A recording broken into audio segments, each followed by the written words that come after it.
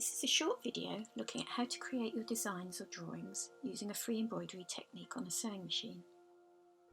I'm going to show you how to build different stitch sizes and shapes, building layers of texture to evolve your composition with free embroidery. Producing your design or drawing in free embroidery will give you the freedom to embellish your fabric with linear stitches or filling in areas for texture, working experimentally to create a one-off piece of work. Now you need to set up your machine to free embroider. Selecting the straight stitch option on your machine, set the stitch width dial to 0. Make sure your needle position is in the middle. Now set the stitch length to 0. You will be creating the stitch length as you go. You now need to drop the feed dog on the machine. That's the teeth under the pressure foot. To do this, you should have a dial or setting that allows you to do this. Mine is here, and as you can see, the feed dog disappear inside the machine. I now need to change my pressure foot from this one, my general sewing foot, to a darning foot.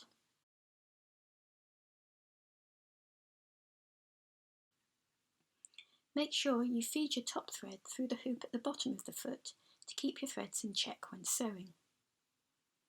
I'm going to use a different coloured thread in my bobbin to my top thread to add more contrast to my design. This is a purely personal preference.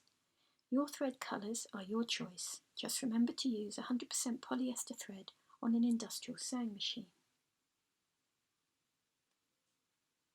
To create your design using free embroidery, you first need to transfer your image onto your fabric.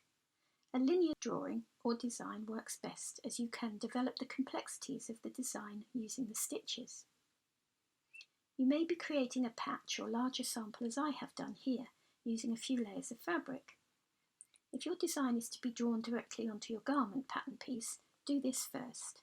It is best to create the free embroidery before constructing your garment.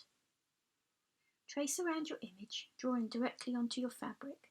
If you don't want to see the drawn lines on your finished design, then use a pen whose ink will disappear once ironed. When you begin stitching, make sure you put your pressure foot down first. It will not clamp your fabric down as usual when sewing, but you will still need to do this for your machine to sew correctly. Wrap the threads around your fingers, just at the beginning, to prevent the threads from getting knotted up underneath your work. Remember, as you begin sewing, you are in control of moving the fabric around underneath your needle. Your machine will not do it for you. Start slowly until you get used to this way of working. Once you decide where to begin sewing, you are going to move the work around freely. How you move the fabric will determine the stitch length and shape you are creating. I find it is best to keep the fabric in front of you and not pivot it around too much. Try to follow your lines as best you can, but it does not matter too much if you are not sticking accurately to your drawn lines. I actually think it adds diversity and richness to the finished work if you see everything. So I don't use a pen whose ink will disappear when ironed, but this is just my choice. You can make that decision for yourself and what is right for your design. By using small movements, working backwards and forwards and side to side, you will be able to control the stitches better. I tend to start with the outline of my image. Working slowly will produce small stitches and working faster will produce long stitches.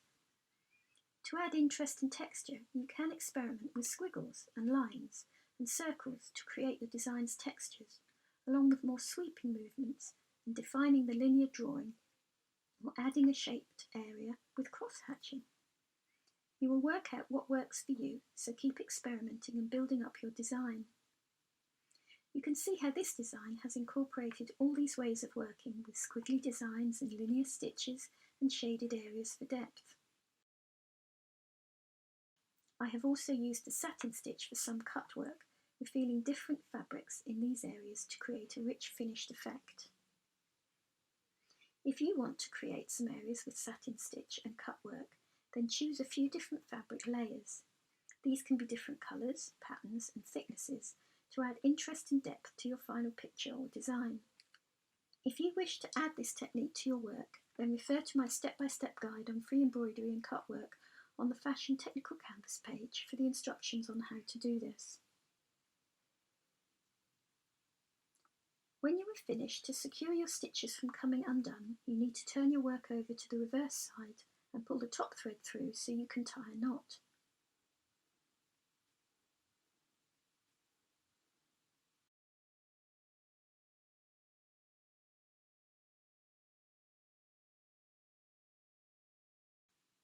Once it is tied, then snip the threads. You can see I have different colour threads on the back to the front. I like the contrast this brings. So, you can see the different areas of linear stitches contrasting to the more densely stitched areas of design and shading, and the textures you can begin to create. Here is one design I did earlier with my ice cream cones to go on my bomber jacket. I created a patch which I've frayed at the edges, and I can now sew that in place. But as I mentioned earlier, you can work directly onto the garment front. The choice is yours. Experiment and have fun, evolving and exploring the possibilities free embroidery can give you with colour and stitches and layers of fabric. I hope this video has helped to introduce you to this fabric manipulation technique of free embroidery.